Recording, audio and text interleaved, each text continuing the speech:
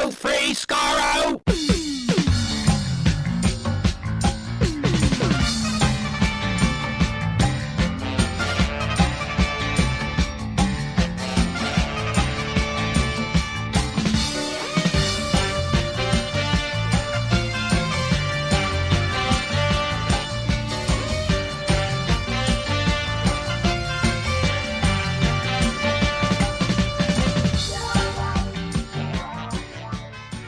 Hello, everyone. Welcome to Radio Free Skaro, episode number 978.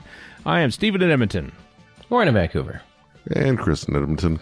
This is the last episode of our commentary for the John Pertwee finale, Planet of the Spiders. On this episode, Pouring one out.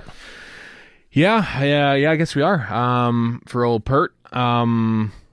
Who there's no connection to the timing of this podcast dropping September 15th and Planet of the Spiders. But if you can find one, send in your connections, September 15th and Planet of the Spiders, to us via the various social media platforms that we're on, and your answer might appear on a future. The more tenuous, the better. Yeah, exactly. Or send a 3x5 card with the words whatever on there too. You will die. 1, 2, 3 every Random street. cryptic remarks. Yeah, Radio Free Skaro, Canada. There you go. That's how you reach us via mail if you still do it that way. Anyway, just going back to Shannon Sullivan's website on the 15th of September 1969. They were filming Spearhead from Space. That's amazing. There we go. So bookends. Was that his first day of filming, I wonder, back in? I have no idea. Doesn't say. Pretty close to it, though, I guess. My brain melds Pertwee and the 70s together so hard that thinking of them filming it in the 60s doesn't make any sense to me. Of course, it obviously makes sense, but it doesn't. It's so weird, isn't it? Yeah, I know. It's like, what? 69? They filmed John Pertwee? No. How did they, was there even, I mean, the world wasn't even in color yet. So, like. Yeah, you're watching going, this is actually happening in the 60s, what we're watching right now. No way. This is color. 60s Doctor Who, technically. Yeah, it is. Up until, I don't know when, the crossover. I think Ambassadors, maybe. I mean, barely. Yeah. Yeah, but Spearhead from Space filmed entirely in the 1960s. How about that? Weird. They hadn't even heard of Altamont at that point. I guess you're right. Yeah.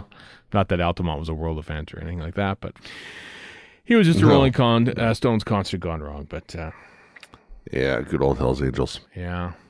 Yeah, fine, upstanding gentlemen, all of them. Yeah, paying him a beer and say, "Don't touch the bikes." And that's just to completely draw this aside for a second. When I worked in a Soyuz, BC, 20 odd years ago, there was because right next to literally I could walk to the border if I wanted to. There was a presence, let's say, of said lovely gentleman, and I went up to my boss and said, "You are not paying me enough to write anything about these guys." And he's like, "What do you mean?" I'm like, "Just what I said. I'm not writing about these guys. I'm not getting firebombed at 3 a.m, allegedly. Yeah, no, thank you." They punched out Jefferson Airplane's guitarist. You think I'm going to deal with them? Yeah, exactly. I, sir, am not a Jefferson Airplane guitarist. Yeah. Hey, by the way, this arrived in the mail. I don't know if you can hear this at all, but there you go. It's my little 15th Dr. Sonic screwdriver that arrived in the mail. I ordered it from the BBC shop. It for a while there, it looked like it was going to be lost in the mail, but then I sent a complaint to the BBC shop, and then like within an hour, the tracking kicked into gear. So I got it. I got the thing. I have, and apparently there's a new there's a slightly better version of it coming out. That's like how good is the DNA testing with it? Well, it did. Yeah, within. I don't know what the margin of error is, but it's kind of cool because it like swivels out. It's like it when you close it up. It looks like it's a mouse. Like you could put it on there. Oh, it's a mouse. It's like that really bad iMac mouse from the 90s. Kind of a little bit like that, like a puck kind of thing. But then the swivel it open, and there's like a little like boom thing that pops up, and you can like look through it, and it doesn't tell you anything, but it makes. I can tell you what the margin of error is. It's 100%. That's what the margin of error that's true. is. You put a piece of blood on it, you just got some blood on your sonic screwdriver. That's all that happens. That's true. And then there's a little swivel thing that pops out, and when you look at it on like you can find out where the location of the second Omicron thing is from the Rise of Skywalker, I think is how that works. But it sounds about as tenuous as the second Omicron thing from Rise of Skywalker. Mm-hmm. But anyway, I've had it on my desk for a while, and I just like occasionally just flip it open, just hear the noises and stuff like that. So I don't know how I'm going to display it because all the rest of the sonic screwdrivers are obviously like, you know, shaped like screwdrivers you might imagine might be shaped, and this is not shaped like that at all. So, well, how do you have them displayed? Like, are they in a cup or are they like on a board or something? I should put them in a cup. They're just lying on a shelf. Yeah, just put them in a mug. Put them in a mug, and it could still be in a mug. That's true. It has to be you just nest it amongst the taller ones. Yeah, I don't have a Doctor Who mug. I suppose maybe I should look for that, but I do. I'm just looking at one. It's Tom Baker with a toothy grin. Do either of you have any sonic screwdrivers? What is your screwdriver collection like? I have the Fourth Doctor, which I bought in Wales. I think you were present when I did this. I think I have mine from there too. Yeah. And I had a house guest in, and he would walk around the house with it and go, and then he'd make the other sound, right. So it was as if it was bad. It was very amusing. Mm-hmm. We have 3rd, 10th, and 11th, I think. 3rd, 10th.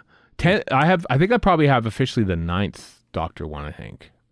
The batteries are. I had the 4th. I don't know which one I'd want to get besides that. I kind of like Jodie's. I wouldn't mind getting Jodie's sonic screwdriver. I have that one. I think I didn't go full on. I don't have Pertwee's, like basically Tom Baker's, except with like yellow coloring on it. I don't have that, but I have Tom Baker. I've got the Eccleston one officially. I guess I got Matt Smith. I got Capaldi. I got Jodie Whittaker. I got this one. I guess I don't have like the River Song one because it's not. I only buy sonic screwdrivers for doctors. 14 had one too briefly, didn't he? I don't have that. Yeah, that's right. I don't have the 14th Doctor one because that's only for 3 episodes. If you rummage around in a junk drawer somewhere, you can probably find something that looks like Troughton's. yeah. Actually, what I did do is I bought a life jacket and I took the handle off it that you blow it up with and stuff, and I used that because that's actually the first official sonic screwdriver. Because you can double it up as the inanimate carbon rod from Simpsons. That's also true. It's also true. I don't know why I haven't put them in a cup. Even Doctor Who himself had them in a cup. Which doesn't make a whole lot of sense canon-wise, but who cares? No, it's fine. I kind of like that, actually. Okay, you've convinced me. That's what I'm going to do. I'm going to take them out of the shelf where they can't be seen anyway and put them in a Doctor Who themed mug. And I don't know what that mug will be yet. So, because it has to be taller. It has to hold them. Well, there's one thing you can't find. It's merch. There's none of that. That's true. Yeah, exactly. Especially Doctor Who merch. There's none of that. Which is what most of our news list is this week before we get to the thing. I do want to mention, though, that... So last night, our friends Annette and Kirsten and Nick came over, and we watched the new one-off Winona Earp movie because they do the Earp Chirp podcast. So we watched that. It was on Tubi. Have you ever watched anything on Tubi before? Either of you? I think I've sort of seen what's on Tubi, but never gotten around to it. There is a treasure trove of old stuff on there, but I just never get around to watching it. There's classic Doctor Who's on there, for one. Oh, then yes, I have. I have probably fired up the streaming thing and put it on the background and forgotten about it. Yeah, well, they don't have the live TV aspect of it, which I'll get to. But anyway, yeah, Chris, you were saying. Oh, I'm just looking at Doctor Who mugs, and they're the ones with like the Tennant Smith with like the tops of their heads lopped off. Oh no, I don't want those. I don't want that. No. You can get one of those. Maybe, I don't know. I just googled worst Doctor Who mugs. I was gonna say. Yeah. There's the TARDIS. There's a TARDIS mug with the removable dome light lid thing. Well, I don't want then I'll just have a lid kicking around that I won't put on because there's going to be sonic screwdrivers in it. That's not get a mug with the Peter Davison with the unfortunate groin positioning. Oh, the Easter thing. The Easter thing from 1982. But get that on a mug. Or we have the TARDIS cookie jar. That would be big enough to hold your screwdriver collection. Is there a lid on it though?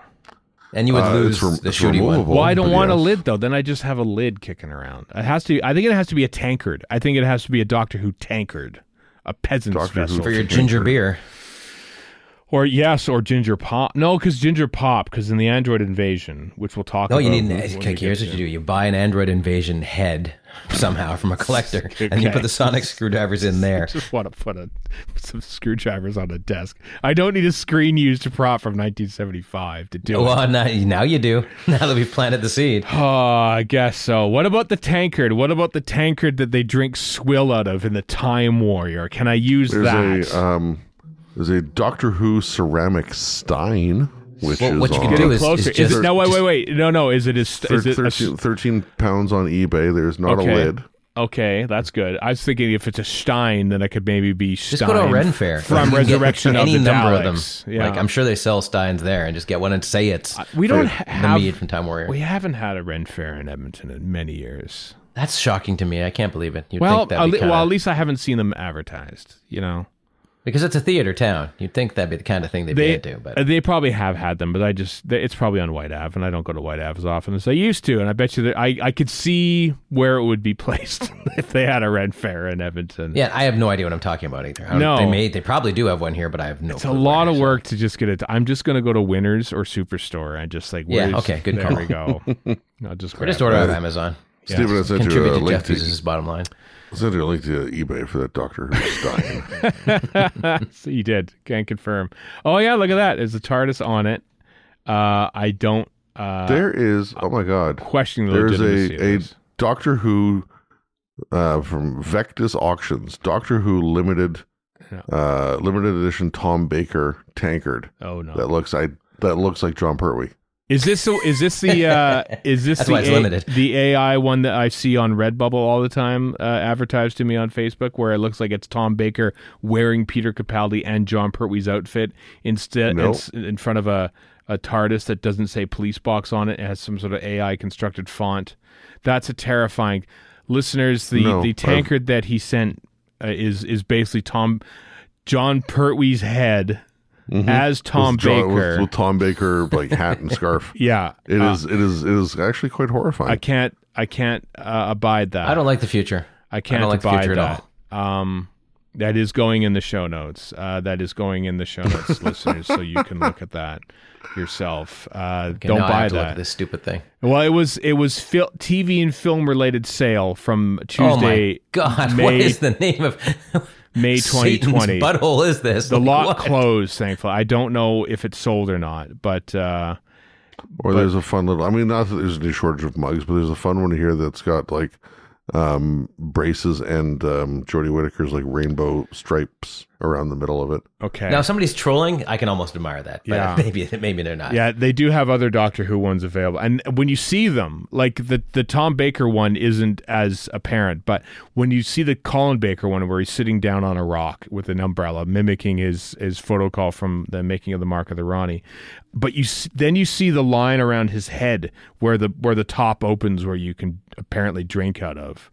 And that's terrifying. It looks like they're just cutting his scalp open and putting a brain. It's kind of like the inside. monkey brain scene from Temple of Doom. No, I'll tell you what it's yeah. like. Just to Yeah. bring it back to Doctor Who, I watched The Chase last night for our near endless Terry Nation miniscope to come. true. And strong Edmund Warwick, whatever the hell his name is. Edmund Warwick. Edmund Warwick.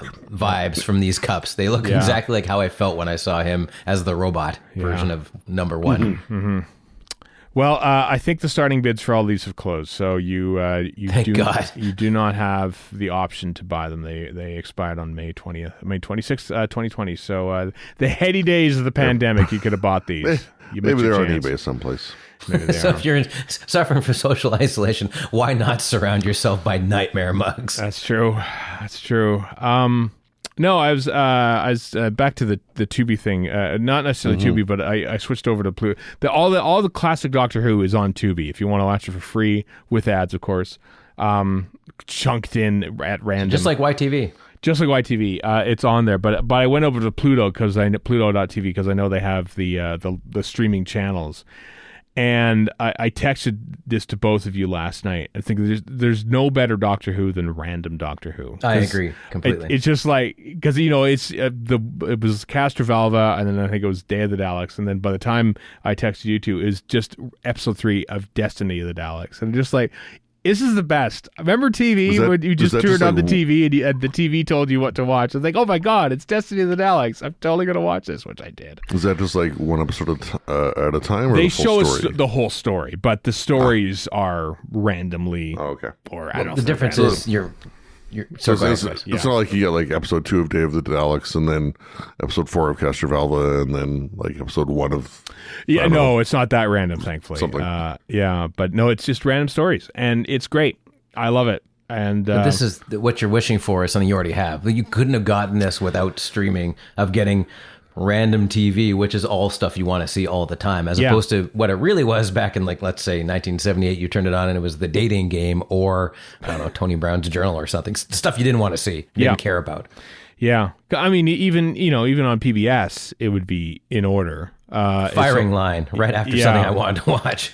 Yeah, but it's put me in mind that the next pilgrimage I do, because let's face it, I'm going to do another one. I've done about 80 in the course of my lifetime of watching all of Doctor Who front to back. Instead of watching it in order, I am totally just going to randomize the next one. The next pilgrimage is going to be randomized. Well, that's just Tubi. Just throw on Plex or Tubi or whoever and just let them do the job for it. I don't want to watch it with commercials. They only have Classic Who, which is good. True. So I want to like mix it in. Like, imagine like I'm going to watch The Savages and then, oh look, it's The Power of the Doctor right after it.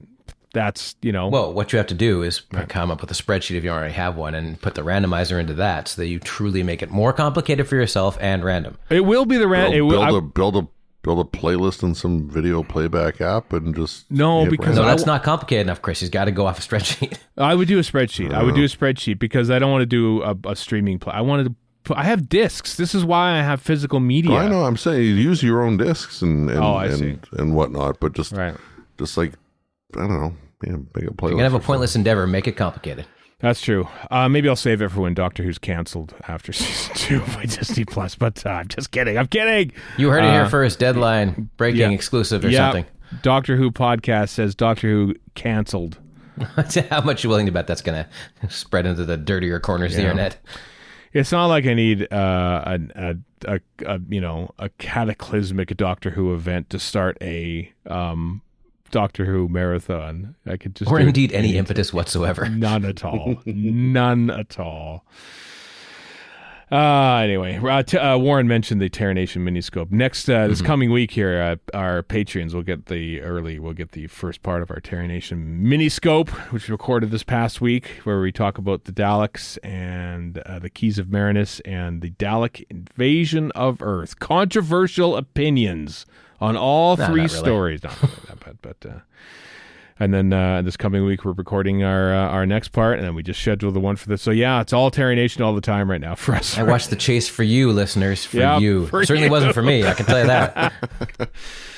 So that's coming up. As we say, Patreon supporters get these things early. So patreon.com/Radio Free Skaro. You lucky people. Support the show. You can hear what we think about Terry Nation weeks earlier than the rest of you. Breaking news. The big story of the week was Moscow expels 6 British diplomats who would not shut up about Doctor Who. This, of course, was from The Onion, which was fun. Nobody's checked to see if there's angry Doctor Who fans who are livid, because that happens generally with Republicans, where you see some spoof headline and they take it seriously. Like eating cats and dogs. That's a different kind of spoof headline. That's true. Yeah, I wonder. I don't know, Chris. Did this show up on any Google alerts for you? I'm just curious if this. Not that I saw. Okay, that's good. Anyway. It'll probably show up in every single one for the next week now. Yeah, probably. Yeah. I know the Radio Times will probably cram out about 3 articles based on this one paragraph from a spoof website. They'll sure try. Yep. Good job, though. Yay! It's always fun when our little show gets mentioned in The Onion. So and they get it right. Like, you can tell the person who wrote this loves Doctor Who and loves making fun of fans because they nail it. Yeah, as per usual. That's usually how The Onion does stuff. But yeah, Kremlin spokesperson added with visible annoyance that whenever Russian officials had tried to discuss serious diplomatic issues with the 6 self-described Whovians, they would invariably steer the conversation back around to whether the worst doctor had been Paul McGann or Colin Baker. That's just gold. Which I took offense at. I'm like, Paul McGann's not a bad doctor. Paul McGann's not even a bad doctor, and yet you don't stand up for Colin Baker. Granted, both of them quote unquote redeem themselves on Big Finish, but still, as I take this spoof, as I do exactly what I was criticizing Republicans for doing. Let's get in the comments. Where's the comments on The Onion? Damn it! Speaking of Paul McGann, as we record this, the live Big Finish thing is happening or has just wrapped, one or the other. That's cool. Yeah, it's because I saw pictures. Big Finish retweeting pictures of the event before they came on stage, and then there's the '80s TARDIS set is in the main center stage basically, and behind all the actors. I guess so, not center stage, but and then there's a Dalek and the TARDIS as well on stage there as well. So it's a pretty cool looking setup and bunch of chairs out there. I imagine they probably says, "Please don't videotape our videotape on your phones." You would think so, yeah. I wonder if they will themselves, though. I wonder. Hopefully it's been recorded for release. Hopefully it's being recorded and it's coming out later. The actual episode itself, the Stuff of Legend, is out now. They've actually released the official audio version this day. This actual the regular on one the Saturday. Yeah, that's out now.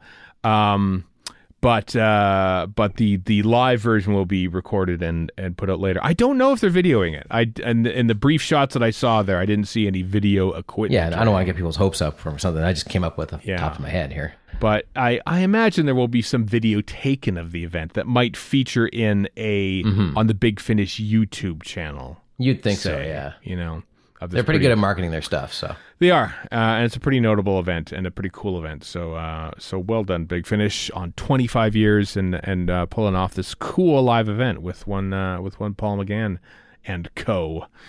The alleged worst doctor for some reason. The worst doctor according to The Onion. But this is David Banks' erasure.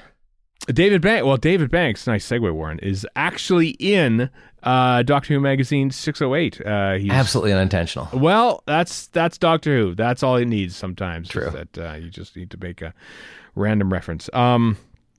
David Banks is part. It talked about the memory worm, where they basically test his memory on things, and David Banks remembers a lot about his time on Doctor Who: The Ultimate Adventure, the stage play from 1989. And how he played Carl in a string vest, and also was the Doctor for a couple performances when John Pertwee had to bow out because he's 70 years old at the time. It's kind of cool. There's a whole bunch of stuff about monsters in there in the issue. Simon Guerrier writes a lot of stuff again because that's what he does now. Writes a lot of, which is good, always good stuff when Simon Guerrier writes stuff. Simon Guerrier is on his blog is addicted to the show Gary Halliday that he talked about on RFS at Gallifrey 1 back in February. It was a show that basically preceded Doctor Who in its approach and form. It wasn't science fiction or anything like that, but just the idea of telling a serialized story over multiple episodes, thinking, hey, we could do this, except maybe make it science fiction and have it run for over 60 years. And that's what they did. And Gary Halliday was the first, but anyway, he doesn't write about Gary Halliday in Doctor Who magazine yet, but he might. Anyway. He is the specialist as of right now, I think. He might be top specialist, I think, when it comes to archive Doctor Who stuff. You're right. Yeah. That's true. Anyway, all that and more. Doctor Who magazine 608.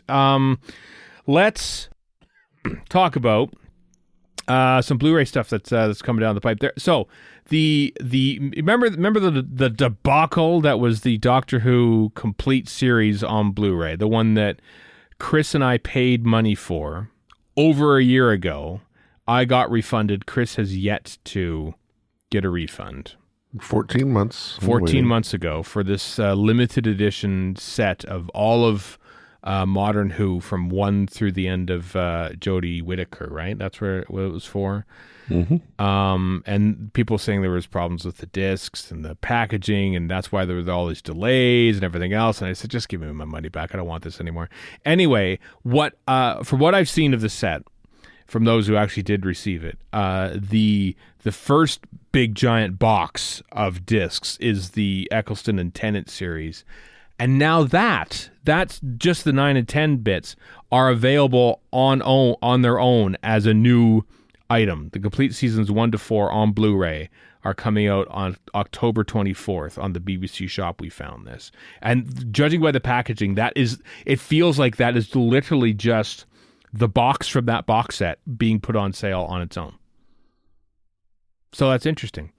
I wonder if this is going to set a precedent where they're going to do the same for the Matt Smith ones, the Peter Capaldi ones, and the Jodie Whittaker ones. I don't know. but it was curious. So we thought we would pass it along to you if you wish to buy this for the 18th time.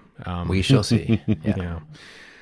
Because I've bought these all on DVD and Blu-ray now, and I won't buy them again because that's ridiculous. And but welcome to being a Star Wars, Star Trek, Lord of the Rings, fill in the blank, probably other fandoms I'm not into fan. I'm sure the same scam happens everywhere. Yeah, how many versions of the Wrath of Khan do you have, Warren? Because there's been a few now. I feel. Let's see. I definitely have it on Blu-ray because I got both Blu-ray box sets. And I definitely then bought it on iTunes because it was an insane deal, $35 for all of them, all of the movies. The 4K ones, wasn't it? Yeah. And they kept and let me tell you, the motion picture one, just in terms of VAM alone, is magnificent, and it's all upgraded and it looks phenomenal compared to the other ones. Like it's so good. Like, and as I get older, I appreciate the motion picture more and more as a '70s film that happens to be about Star Trek. Yeah, but it's mostly just a '70s film, and that's why I love it. It's like watching, I don't know, the Taking of Pelham 1, 2, 3 with Star Trek, which is a really terrible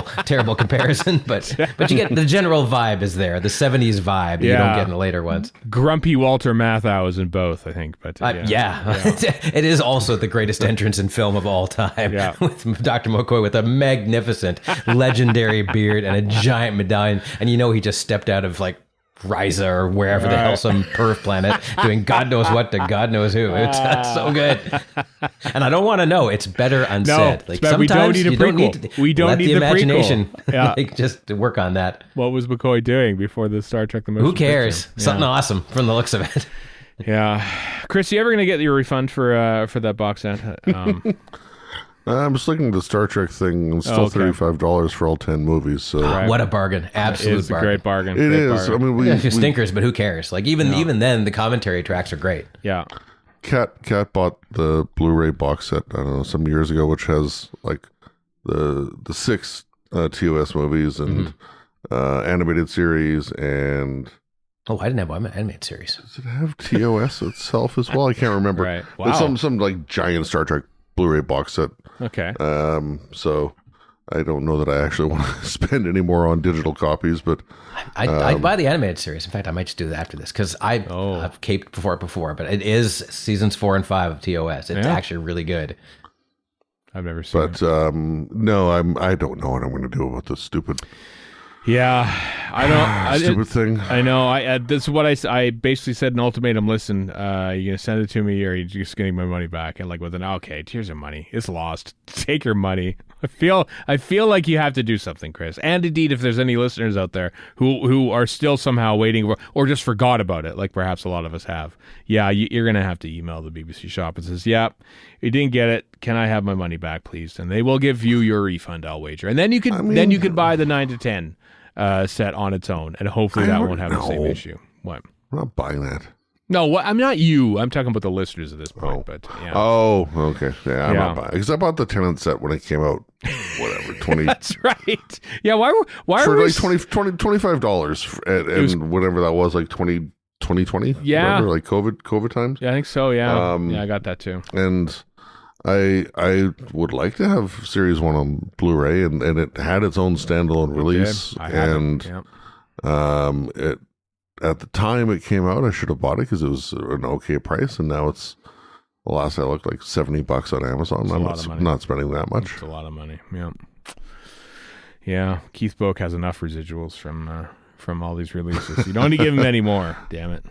Well, I don't know. Maybe I do. I love your director vendettas. They're great. One-sided, I might add. Just dump on, Well, sometimes you praise directors, and sometimes we do not. The Richard Martin jihad continues. Yeah, I know. Oh, boy, yeah. It's tough to separate the Terry Nation miniscope from the Richard Martin Redux miniscope. But I'm not saying they're wrong, because he ain't great.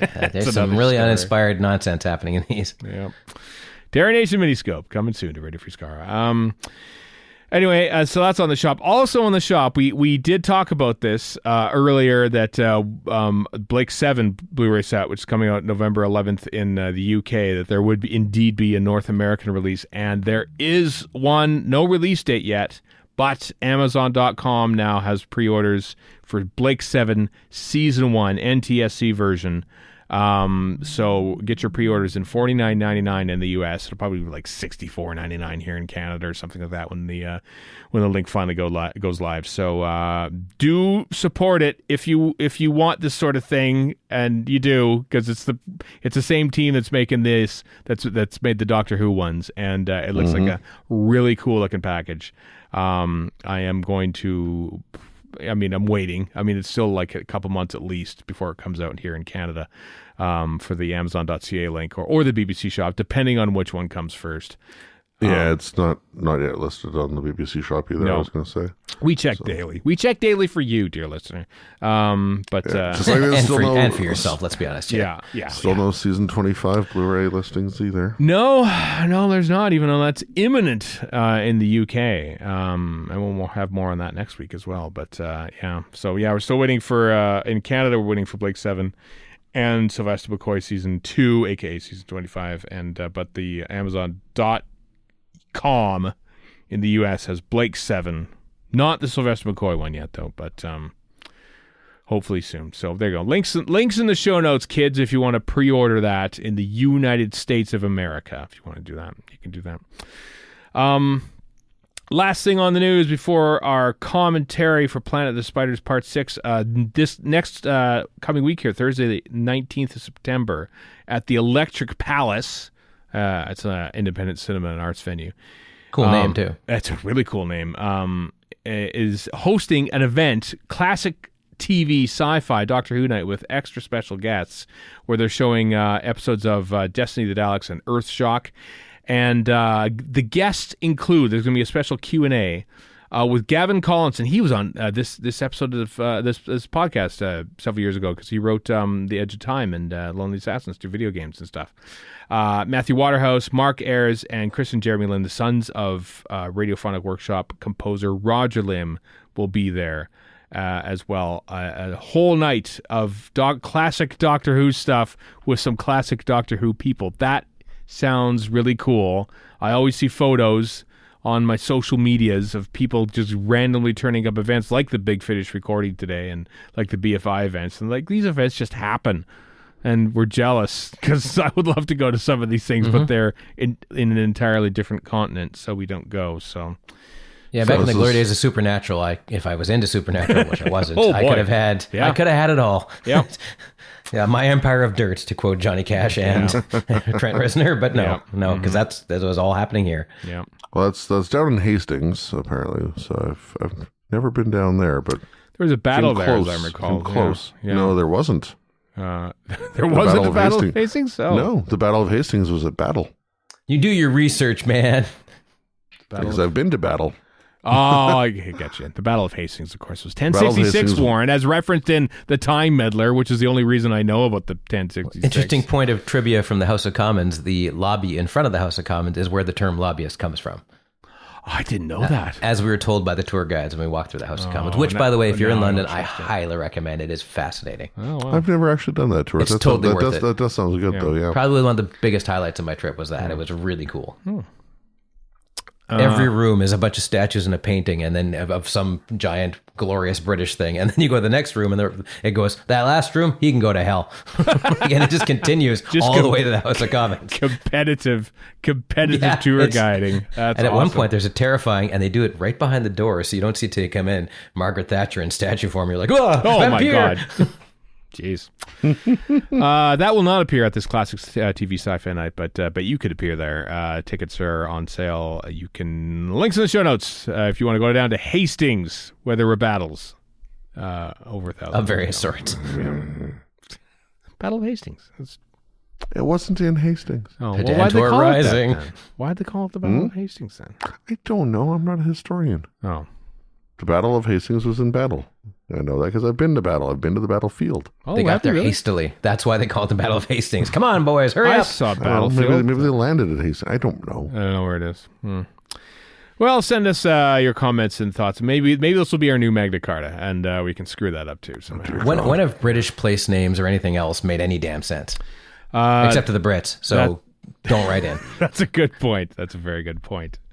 Anyone from Leicester, write in about why your place is called Leicester, and then we'll talk. I mean, I'm sure there's plenty of baffling Canadian nuts. Just nobody cares, including us. That's true. But we've probably got our fair share of stuff that doesn't make any damn sense. Moose Jaw. Why the hell is it named Moose Jaw? 100 Mile House. I mean, that's a good name. Yeah. You know? Oh, that literally is a pretty obvious answer for that one. I guess so. 100 It's miles 100, up, but yeah. 100 miles.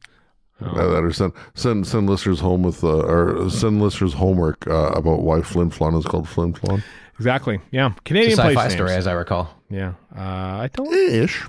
Is it really? Mm-hmm. I didn't know that. Well, Now you do. One to grow on. More fantasy? I don't know. Yeah. What an enlightening episode of Radio Free Skaro this has been. To recap, spoof headlines, stuff happening, being released, and many different Canadian place names. As a reminder, do not buy that Doctor Who Tom Baker limited edition tankard because you can't and you shouldn't. As Homer Simpson once said, that wrapped up nicely, even earlier than usual. Yep, it did. So on that note... love roosters, geese love ganders. Everyone else loves Ned Flanders. Not me. Everyone who counts loves Ned Flanders. And with that, after the break, it's time for the last episode of our classic series commentary of Planet of the Spiders. It's part 6. Are the microphones wired in? All round the condenser, most merciful. We're looking forward to excellent duodecaphonic sound. This is the moment when I get a real feeling of job satisfaction. Welcome back. It's the final part of our classic series commentary for Planet of the Spiders, part 6, the end of the third Doctor. Goes out in style, everyone. We're going to watch it together here on your legally purchased DVDs or Blu-rays if you're watching this when the season 11 collection comes out at some point. Hope you're enjoying this. We are. Probably. Maybe not. But we'll find out together as we watch Planet of the Spiders. Part 6 in 3, 2, 1, play. Last time we get to see this awesome intro. I really do like this opening streak stuff. It looks very 2001-y. It does, right? It does. Slit scan is amazing. Not that I have anything against the Tom Baker version. No, but it can't, like, boom, now it's the Tom Baker version, like, you know, basically. Yeah, there's just not as much. Now, in the Tom Baker version, do you see that cape? I think they just reuse that element. I think they do, actually. I think you do see it. I could be wrong, but... Anyway, now watch how far back this picks up. Like, the reprise for this, and not only is the reprise epic, but basically they edit the reprise throughout this episode. Before we find, like, remember what the cliffhanger was? Tommy getting blitzed by radiation, right? By lightning and stuff like that. That will happen in several minutes into this episode, basically, as they because it ran so short because of some bad effects stuff. That's a great and Bill Witchman, great terrible beard. But also, I'm going to throw some random lore here. There's a grandfather clock in the background from the room they were just in. That's the master. Oh, controversial. Well, also BS. But. Is George Cormack here supposed to be Yellowface too? You know what? He doesn't really put on the voice like Kevin Lindsay kind of does with the other Choji. His race seems to be Gandalf more than anything else. Yeah. Pneumoidians or what the hell they're called. Yeah. He's a pack lad. It's like, they are not smart. Good old pack lads. Make us go. Actually, I'm kind of surprised they brought them back to Lower Decks because they are kind of offensive, frankly. Mm-hmm. I mean, as Stephen will happily tell you, Lower Decks is nothing but reference from the past. Yeah. Well, there are a lot of references from the one past. to the next. So. Yeah, that's why I literally But, as I've said before, Lower Decks is made by people who actually like Star Trek, so there's that. Yeah, that's true. I'd rather just watch the episodes that they're referencing as opposed to just watching references to those episodes. Well, it is actually quite funny, so that's basically why I liked it. That's your opinion. I couldn't care less about any of the continuity. It's just funny. The end. Sure. There's no point in trying to argue. No, I don't like that show. I like this, though. I like this nonsense. This is great. Poor old Moss and his crooked tooth. That's just regular old 1970s British dentistry. What are you talking about? That's true. He kind of looks like Rick Moranis as Leonard Maltin. He kind of does, actually. That is a very good way to put it. Wow. Leonard Maltin, everyone, is a movie critic from the 80s and 90s. Rick Moranis played him probably in a thing in SATV, also from the 80s. So there you go. I don't know about you guys, but I swore by Leonard Maltin's movie and TV guide. Me I too. think it was great when you couldn't... I just learned about movies that way. It's how I got into movies. It's how I got into the area of New Hollywood, because I was looking through his book and just like, oh, let's see what he rates these as. Oh, wow, this one's 4 stars. Oh, yeah. This one's Yeah, 4 I totally stars. did that. Yeah. And then his biases in certain kinds of movies come out, like he liked old musicals from the 30s and stuff like that. And you kind of start understanding that the more you read into it. But yeah, I ignored that. I saw a Kindred Spirit when he ranked Forrest Gump as 2.5 stars out of 4, and I thought, this is overrated. Toddle, this Forrest Gump. I hated it, and then when I found that he didn't like it as well, I said, yes, I'm going to buy this book. The most fun was to buy the new edition and then look at what he hated and liked. Yeah. Like that was new of that year. Yeah, I wish I wouldn't have gotten rid of that book. That would have been a neat little memento. Yeah, I mean, it's that is a perennial Value Village special, basically. Yeah. Oh, boy. Uh-oh. Whoa. Oh, my God. I completely forgot about that. Yeah. Yeah. Everybody's a Sith. Everybody's a Sith Lord. You know, this is much more gripping than the Acolyte. And they're just arbitrary Sith. Right. Oh, it's on your back. There you go. There it is. Yeah, you've got something on your back. That's what we all thought it was going to be. The Metabolist. Now, remember this? Remember? So the scene that we just saw, of course, did not happen in episode 5. This did. We are 4 minutes and 20 seconds into this episode. Is it a member berry if it was the last episode, which we just saw 5 minutes ago? Are we watching a flashback or what? It's so bizarre. But you know what? This is honestly where the omnibus version of the story is in some ways superior, because you don't see this amount of repeated stuff across 2 episodes. That's true. I thought of that. You're right. So we had it better. People who didn't grow up in North America in the 1980s, watching omnibus versions of this the proper way. Are you trying to start a trash fire because you're succeeding? I do my best. Doctor Who is a proper American TV show, PBS show, of course, as we know. Get in there, Leonard Maltin. Come on. Yeah, show him who's boss. His greatest ever review was when Transylvania 65000 came out, and he just had the music for it, and then he goes, stinks! And that was the whole segment. Wow. On Entertainment Tonight, which is how I learned about it in the first place. Right. Do do do do do do da da da da da. I remember sitting through Entertainment Tonight to see the Terminator 2 trailer, because it was the only place you could see it, and then taping it and running it over and over and over. 'Cause that's an awesome trailer. I don't remember it. Never saw it. I highly recommend looking them up on YouTube. All the trailers are excellent. And it's got In a World guy. In a World. Or a variant of the In a World guy. Terminator 2. That was Brian De Palma, right? How dare you? Brian De Palma's Terminator 2. I would actually like to see Brian De Palma's Terminator 2. Oh, this is what AI can do. AI can do this. I don't think our toy crystal can do this. I don't think it does this, what it's doing. Well, our toy crystal is about as useful as AI. So, actually, no, it's not. Whoa, you hit a here we switch go. and a light turns on. AI just tells you a light's turning on. Elizabeth Sladen does that really well, that whole scene. Ah, that's creepy. That's a creepy spider effect. Curls up and dies. We're still into this. There we go. Is this still the cliffhanger? It's finally resolving itself 6.5 minutes into the episode. Holy crap. Getting a real Dr. Falls vibe off all this electricity. Yeah. A little bit. Well, quick. Emergency meditation. You know, I live in Vancouver. I would not be surprised if there are emergency meditations. Probably not involving lightning and murder, but definitely emergency meditations.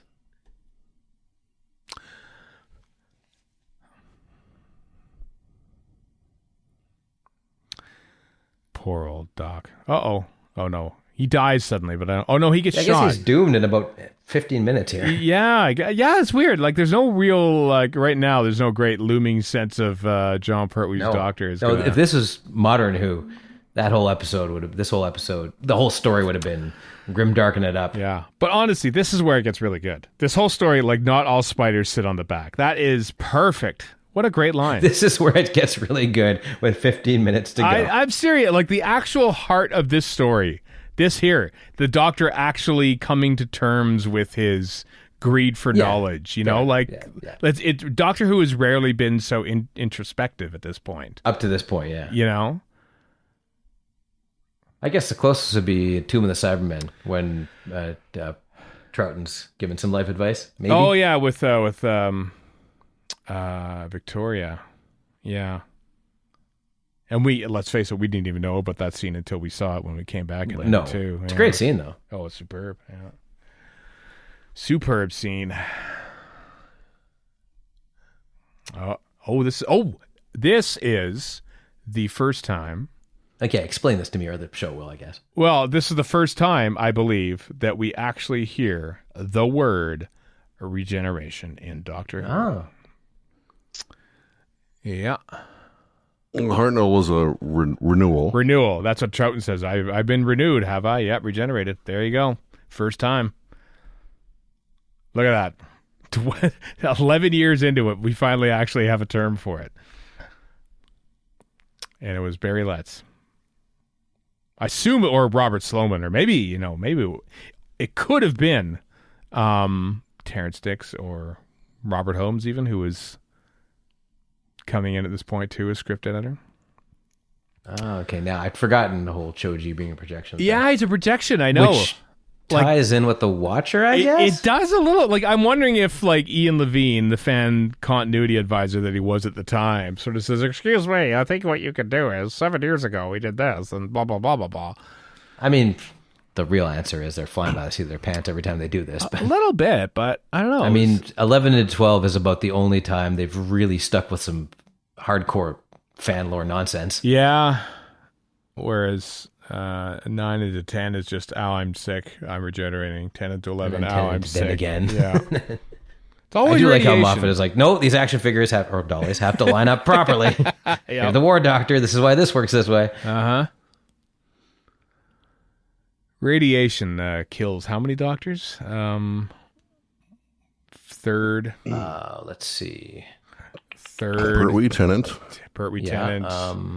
What kind of radiation coming out of the Cyberman's head? Yeah, I feel like Capaldi's Doctor sort of gets. Oh, look, another flashback. Not quite radiation, but radiation adjacent. Yeah, this is also padding out the time, by the way. Right here, it's this little mini flashback to a week ago. Jodie gets zapped by a giant laser thing. That's true. Is that radiation? As does the 14th Doctor. 14. Oh yeah, that's right. The first is just he's getting old, basically, right? Yeah, first his body wearing a little thin, yeah. Second, 5th disease. 4th, great fall from a great height. Falling from a great height, yeah. 6th, tripped and fell. Workout routine, yeah. Poisoned. 7th gets shot. Was he poisoned? 8th, yeah. Well, no, I mean, Davison was. Oh, yeah, goes no. War, so no, yeah. we're So thinking it's by choice, more or less. Seabake was, I think, I saw a great tweet where Mel is holding Six's coat in the memory TARDIS, and the caption was fondly remembering when my exercise regime killed him. He's lying next to the exercise bike, so you just assume that perhaps he was going through a particularly vigorous workout and both his heart stopped. Oh, this guy's gonna. I gotta go sit on this chair. He's dead. How come Tommy has taken brutal abuse, lightning-wise? And I guess this guy is because he is pure of heart. That's why, Warren. Oh, I see. He is pure of heart. So he could lift Thor's hammer, is what you're saying? Yeah, I think so. Actually. Oh, see the split screen right there? You see a little bit of it? Right there. You see a little bit of the dividing line there. Oh, yeah, you can totally see because he stopped short of the halfway part. Yeah, a little bit. That's either a mistake or a cool shot. I can't decide. Right, probably the latter. Yeah. That kind of works. This doesn't, though. Yeah, that's true. It's not good. It's just the lighting. It's just the lighting that's bad. It does not convince me that they're on a planet anywhere. It's just, Well, the models also look like models. yeah, so you know, just like if you made the lighting in a studio look not like it was like 3-point lighting, you just gave your, you know. Well, and a blue sky with clouds, you don't buy it. No. Right? I mean, now you could, obviously, but back then, it's a dead giveaway. It's like a poster or something. Yeah. What the heck? Wah, wah. I recall this being a good twist in the novelization. They lied through song. The B Sharps. Wow. So we named my beer league hockey team the B Sharps, based on that Simpsons episode. There's a crystal. There's our crystal right there. Look at that. My editor in the Crow's Nest Pass, he had a bowling league, and he did call it the Pin Pals. Mm-hmm. It's weird that there's that little chair there, and no one ever actually sits on it. Like on the great queen's throne or whatever the hell That's it is. the spanking chair. I'll have you know. It's where if you can't eat your meal, spiders go there to get spanked. Yep. If you don't finish your flies and grubs. Yeah. Throwback. Spanking a spider seems like a bad idea. Wouldn't you just get sprayed with webs? It does. Yeah. And, or their abdomen would burst. Like either way, it's not going to be a good scene. Yeah. Also, it just sounds like a bad euphemism as well. Very Yeah, bad. it does. Don't spank your spider. I can't believe nobody has taken like cheeseball music and had the movement of the spider go with it. Like the music where you have Gandalf nodding up and down over and over again. Oh yeah. Well, there's your idea for Galley for the fan video. There you are. I think that's a real cheat, actually. I'm not going to do that. I But will then you say, can- I know what it's going to be, and it's going to be thirsty, but it won't be Doctor Who. But you can produce a 10-hour version of it like that Gandalf one. No. How about that?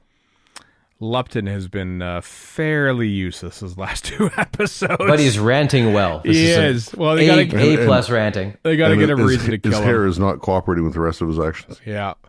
So they just kill him. He's kind of he's surplus to requirements for the last 2 weeks. It was about time. I'm reading Adrian Tchaikovsky's Children of Time, and it's all about, partly about these spiders evolving into intelligent creatures. 1 second. I got to tell you, they got these guys beat. Just want to say, there you go. Oh, I feel fine. That there, last shot of Captain Yates in Doctor Who. That was it. Oh, well. we just saw it. Anyway, sorry, Warren, continue. Oh, nothing. I was just saying that in Children of Time, the Adrian Tchaikovsky book, there's intelligent spiders, and they're not the jerks that these guys are. Oh, by the He way, put a little more thought into evolution. here's a regeneration. Here's the first non-Doctor regeneration. And it's just his dissolve. Yeah, so he's basically the Watcher, essentially. Yeah. A projection of a future self. How about that? So does that mean, and I don't want to cheapen Shooty's regeneration, that he is a Watcher for Tennant? Is this a bi-generation? Has this been a bi-generation the whole time? Do not say this around RTD because he won't take the No, credit for it. that's true. I mean, he did say that bi-generation is something that allows you to do all the older Doctors, memory TARDIS, blah, blah, blah, so you can just get away with this kind of stuff now. Yeah. Which I'm kind of like 25% no, 75% sure. Yeah. But Sutek riding a TARDIS? No, that's dumb. That's dumber. Yeah. That is dumber. Here we go. Ooh, This look is at that big boy. This isn't bad, actually. For, Big lady, probably. Yeah. It's the Great Queen. It's the Queen. Exactly. Voiced by Izette Churt. No, who does this? That's kind of cool. I gotta Right? say that is kind of I cool. think this is looking. all right, actually. Yeah, this is not bad. Obviously it's a model, but you wouldn't. Yeah, but I mean, you got to go. Okay, here's the context of what this Yep. is in. Given that, it looks pretty damn cool. Yep. It's not 2001, which still looks good on its own terms 60 years later, but nothing else is. So Yeah. Well, they didn't shoot that on videotape, which is the one No, I know. criminal I'm just saying failing that of. that's one of the 2001, few but- things I can think of that holds up 60 years later. Yeah. Not even holds up. Just looks fantastic. Although I saw clips from The Invisible Man, which is almost 100 years old, and it still looks pretty good for where it's from. Really interesting. Oh, yeah. I imagine they've made multiple Invisible Men. Yeah, but this is like the adaptations. original one. And I was reading the background. I haven't actually seen it. I've got it somewhere, but I haven't seen it. And it goes, yeah, they spent this amount of time shooting it, and then they spent a month on the effects. I'm like, a month? Wow. That's a lot of time in post production. 1930. Yeah, that was probably a huge amount of time. Yeah. Erica was watching an old movie that I can't remember the name of, but it had Cary Grant and somebody else being Ghost, basically. I know. They used to show it all the time on PBS before Doctor Who. And I cannot remember what it's called. Tucker Bounder, what's his name? You know the one I mean. They're ghosts, and they have to... Anyway, there's a lot of invisible people acting in that. I can't remember the name of it, though. Well, I'm going to look it up because it's going to bump behind me otherwise. They made 3 of them. I'm sure you'll... Topper, that's the one. I remember watching that and going, oh, this is somewhat impressive effects, actually, for 1936. 37. 37, yeah. 37. Yeah. And plus, Cary Grant could read a phone book. He's just charming as hell, true. so it doesn't matter. That is very true. Aha, the collection is complete. This is every dollyist, and I include myself in that. All praise. That's what you yell when you finally got the last figure. Once I get my Shooty figure that doesn't exist quite yet, I know. I will be all praise to the great one. What the hell? We gotta get to an empty room that nobody cares but me. This is me with the collection. All praise Blu-ray to sets. me. Yeah, this is totally a dollyist's refrain. In 7 to 8 years' time, when we get the last collection Blu-ray, this is me right here. The great all powerful. Yeah. My God, this is Ian Levine. This is Ian Levine's final form. Yeah. And then, surprise, surprise, immolation. Yep. Wow, you were hoisted on your own petard, Spider. I am burning my brains on fire. I have to get a still of this afterwards. I am burning my brains on fire. That is the Doctor Who discourse on any given day. Just like I got a picture of the brig and Sarah Jane, and I had whining intensifies. I'm like, yep, I'm saving that frame. This will come in handy at some point.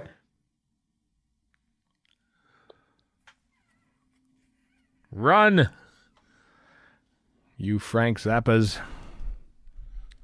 Come on, we have to make more hippie vests. Mm-hmm. Where's our Planet of the Spiders action set with Lupton and... Well, you could probably spiders. just get cheap cheeseball spiders. Yeah, that's true. Where's the Christopher Burgess action figure set? Exactly, that's what I want. Chris, you could 3D print or get Jeff Fink to do it. 3D print one of you as Christopher Burgess. And then you could sue character options. Yeah. No, because you legit have the name. Oh, so. yeah. One in a lab cool. coat and one in a suit jacket. And, I would buy that dolly in a second. Enemy of the World one, of course. Falling off a radio satellite and tear the Autons, Christopher Burgess. Just make it a 4-pack, like back in the old days when we were kids, and they would come out with the Star Wars, all the bounty hunters, all 4 of them on Oh, bridge, yeah. In one of those troop transports, which for years I thought they made up, and then I saw it in the background of Empire. I'm like, oh, it's real. Damn it. There it is. That warrants a new toy. Because at the time you get Spider-Man's car. I'm like, what the hell does Spider-Man need a car for? He's Spider-Man. But they had a Spider-Man car. Probably because they had a Barbie car. What does God need with a starship? Exactly. What does Spider-Man need with a car? You're not the real Spider-Man. They probably had a Barbie Corvette that they changed into a Spider-Man one. Yeah.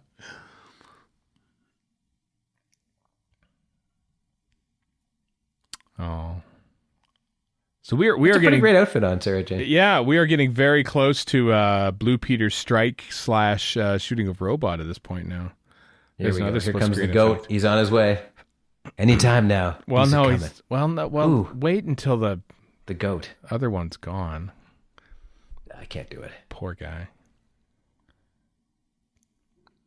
I think the scene has probably had. I mean, the scene itself is great. The regeneration itself is a letdown. Here's Terry Walsh again because Pertwee couldn't do that. His back was gone. This is Pert. There we go. Well, I would hope so. Yeah. Yeah, that's that is Pertwee right there. But this is like I had to fade. Like this is proper, actually good Doctor Who. It is. It actually is. And especially Pertwee's Doctor, who is like, the most, the grumpy Tory. Man of action and like stiff upper lippish. Exactly. The one who is the most vulnerable is, it actually means something. Sue Perryman's Posh Tory is still the best description. Posh Tory, there we go, yeah. It's good stuff. And well acted by John Pertwee. Undersells it. Boom. You know what he's not doing? Tennant the first or second, I guess. He's not Wine Fest. Raging against the dying of the light. Yeah. They specifically wrote the Brigadier in this scene, basically, so that there wouldn't be another case of mistaken identity in the next episode. So let's just get rid of that right away. So real tears from Liz Sladen there, from what I'm Distant told. buzzing. That's the discourse. This is all just weird now. This is a little bit weird. That halo effect is... I'm not sure what I think of that. I look at this and go, so is he small now? And he's just like, he feels like he's about half the size of... He's a garden gnome now. He is kind of a garden gnome at this point, isn't he?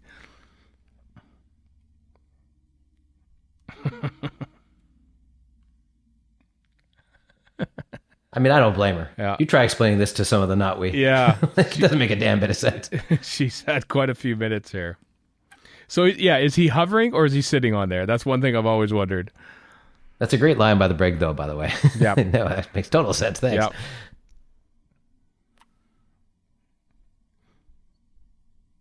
Doop. Push. Push. Whoosh. I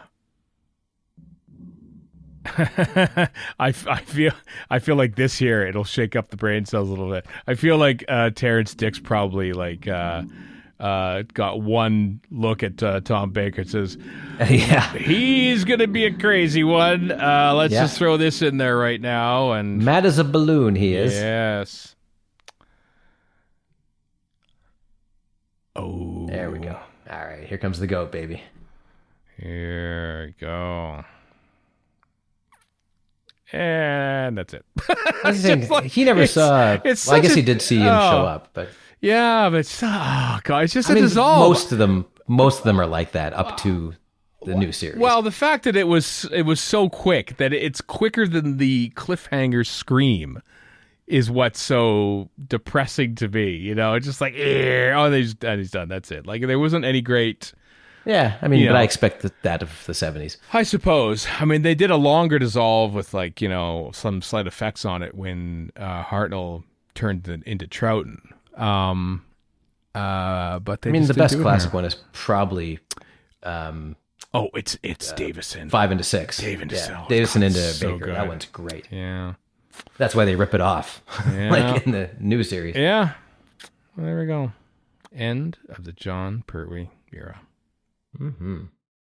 So all that remains now is the spinning of the randomizer to select the next story that we do for Classic Series commentary for. Chris, I assume you got the old randomizer open there? Is it right You know there? it. Ready to go? Okay. Well, here we go. Then begin the spinning of it now. There we go. There's Sutek riding on the back of a TARDIS. You can hear him right there. Yeah. Sutek been riding on the back of the randomizer the whole time. Oh, haunting all of our commentaries and whatnot. How exciting. Yeah. How many, you said before, we have 89 stories left then on this randomizer of... Yeah, but that's including season 2 and season 10. Which we might not do anymore because classic series are more fun. You know what I mean? Way more fun, yeah. Way more fun. So Without those, I think it's 67 or something. All right. Let's see what we get then. Right now, stop. The moon base. Oh, How much of that exists? 2 All of it in episodes. animation. Yeah, all of it Oh, okay. animation. All right. So we With get to watch animation. it. Animated who? We haven't done many animated I commentaries. don't think I've ever actually properly seen the moon base. I know we've done the invasion. We've certainly done that. I feel like Power of the Daleks yeah. we did, didn't we? Yeah, we definitely did. I'm pretty sure. yeah, Power we did. Yep. And I don't know what else. So, wow, look at that. Back to the 60s, 1960s, baby. Moon base. I read the book a lot, but I don't think I ever actually saw it. Doctor Who and the Cybermen is the name of the book. But, yeah. Exciting. All right. Well, next classic series commentary, everybody. The Moon Base from season 4 of Doctor Who. Exciting times. Looking forward to that. Hope you'll join us for our next episode and indeed our next classic series commentary. Until next time, though, I'm Stephen in Edmonton. We're in Vancouver. And Chris in Edmonton. So long for now.